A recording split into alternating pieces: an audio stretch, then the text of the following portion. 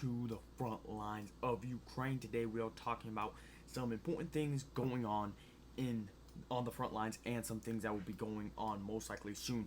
So there have been a ton of Ukrainian drone attacks in the Kherson area, and Russian sources have stated that Ukraine had tried to do a boat landing on here. However, it was unsuccessful.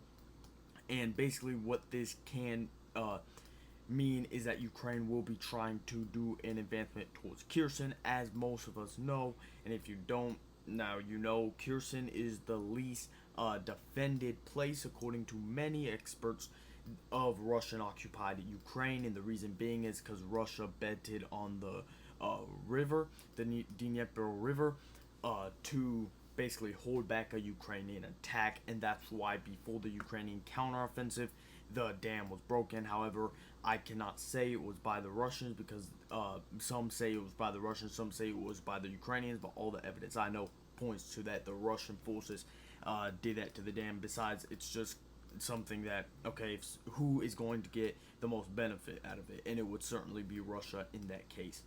So, moving on to Robotyne. This map is not updated, but everybody I'm hearing, except for a select few, all saying Robotyne is officially under Ukrainian control. Albeit there is still fighting on the outskirts like there was in Bakhmut, and they're still fighting on Bakhmut. I mean, Wikipedia still says the Battle of Bakhmut isn't over. However, the Russians do control this village. So Ukrainian forces have made a breakthrough here, and there hasn't been any footage of it, and many people say, well, that's because the Ukrainians are lying, or it could be that the Ukrainians are trying to keep this a secret, because if they show footage, it can alert other Russian sources and alert Russians to where they are. But many people are saying in Verbove that there is fighting going along the area. Ukraine has made a massive mistake in the Robotyne area, and this road is where they're sending their reinforcements, and they're trying to gather men for push. However, since they have not taken care of this flank, the Russians are shelling them into oblivion and destroying a ton of their vehicles that were meant to get to the front lines.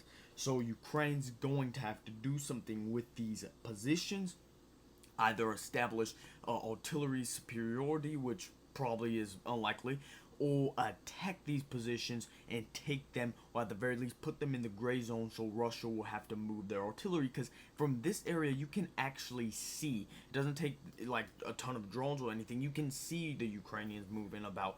And since Ukraine has a ton of flatlands, it's very obvious, and according to some, this is actually where the Russian artillery station is, on hilltops and stuff like that.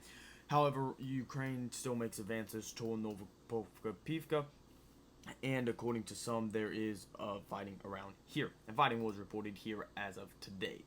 So this is September 1st of this map updates from September 1st of the war in Ukraine. Moving on to Regina, only Russian drone attacks. Ukraine has done nothing in that area so far.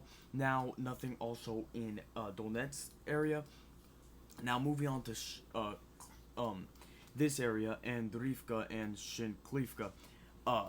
These Ukrainian forces have, again, there's fighting reported there, and it doesn't seem like they're moving anytime soon. Russia, it's like a fight right now. We haven't got a lot of info from here at all, but it's still, according to both sides, there's still fighting going on around that area.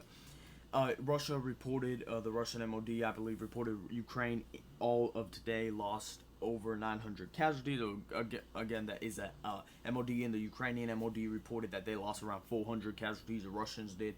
So, okay, both MODs cannot be trusted. I just wanted to throw that out there because it is the first day of the month.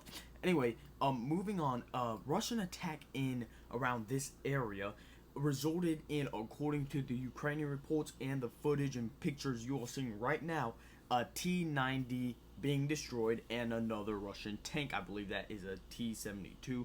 I believe that is that. Anyway, this according to the drone footage. Again, this is posted by the Ukrainians, so you don't know if this is true, but according to the drone footage, I mean, it seems pretty true.